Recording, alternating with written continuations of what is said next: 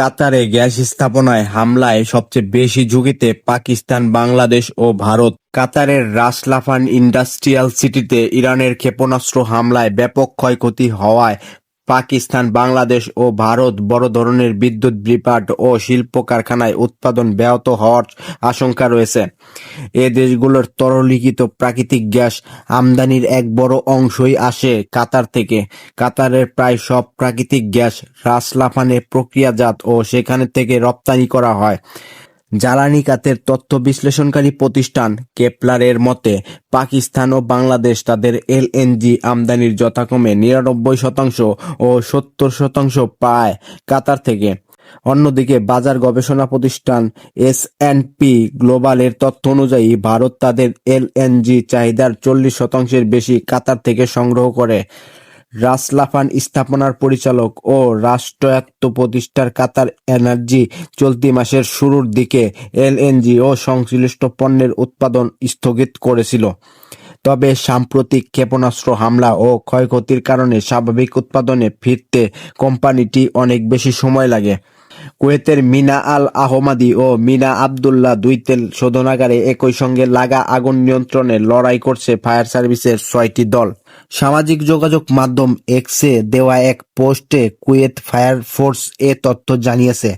কর্তৃপক্ষ নিশ্চিত করেছে যে গুরুত্বপূর্ণ এই জ্বালানি স্থাপনা দুটিতে পরিকল্পিত হামলার পর আগুনের এ সূত্রপাত হয়েছে। বর্তমানে জরুরি উদ্ধারকারী দল দেশের অন্যতম প্রধান এই দুই জ্বালানি কেন্দ্রের ক্ষয়ক্ষতির নিয়ন্ত্রণে কাজ করছে। সৌদি আরবের সামরেফ তেল শোধনাগারে ড্রোন বিধ্বস্ত। সৌদি আরবের ইয়ানবি বন্দরের সৌদি আরামকোর সামরেফ তেল শোধনাগারে একটি ড্রোন বিধ্বস্ত হয়েছে। দেশটির প্রতিরক্ষা মন্ত্রণালয় এ তথ্য নিশ্চিত করেছে। মন্ত্রণালয় জানিয়েছে, এ ঘটনায় কি পরিমাণ ক্ষয়ক্ষতি হয়েছে তা বর্তমানে মূল্যায়ন করা হচ্ছে। ইরানের ক্ষেপণাস্ত্র শক্তি একটুও কমাতে পারেনি যুক্তরাষ্ট্র। মার্কিন প্রেসিডেন্ট ডোনাল্ড ট্রাম্প প্রশাসনের যুদ্ধে যাওয়ার অন্যতম প্রধান অজুহাতের সরাসরি বিরোধিতা করেছেন দেশটির দুই শীর্ষ গোয়েন্দা কর্মকর্তা। গোয়েন্দা সম্প্রদায়ের এই সিদ্ধান্তে পুনরায় অটল ছিলেন যে যুক্তরাষ্ট্রে আঘাত হানতে সক্ষম ক্ষেপণাস্ত্র তৈরি করতে ইরানের আরও অনেক বছর সময় লাগত। সিনেট ইন্টেলিজেন্স কমিটির সামনে সাক্ষ্য দেওয়ার সময় ন্যাশনাল ইন্টেলিজেন্সের পরিচালক তুলসি গ্যাবার্ড ও সিআইএ পরিচালক জন র্যাডক্লিফ এটি নিশ্চিত করেন যে ইরান ৬ মাসের মধ্যে এ ধরনের দূরপাল্লার ক্ষেপণাস্ত্র উৎক্ষেপণে সক্ষম হবে কিনা। গ্যাবার্ড বলেন, তেহরান যদি চেষ্টা করে তবে ২০৩৫ সালের আগে তাদের বিদ্যমান মহাকাশ কর্মসূচি, প্রযুক্তি এবং ক্ষেপণাস্ত্র উন্নয়ন সক্ষমতাকে কাজে লাগিয়ে আন্তঃমহাদেশীয় ব্যালিস্টিক ক্ষেপণাস্ত্র তৈরি করতে পারে। তবে জর্জিয়ার ডেমোক্র্যাট সিনেটর জন অসপ যখন ইরানের হুমকির বিষয়ে সুনির্দিষ্ট মূল্যায়ন জানতে চান, তখন গ্যাবার্ড তা দিতে অস্বীকার করেন।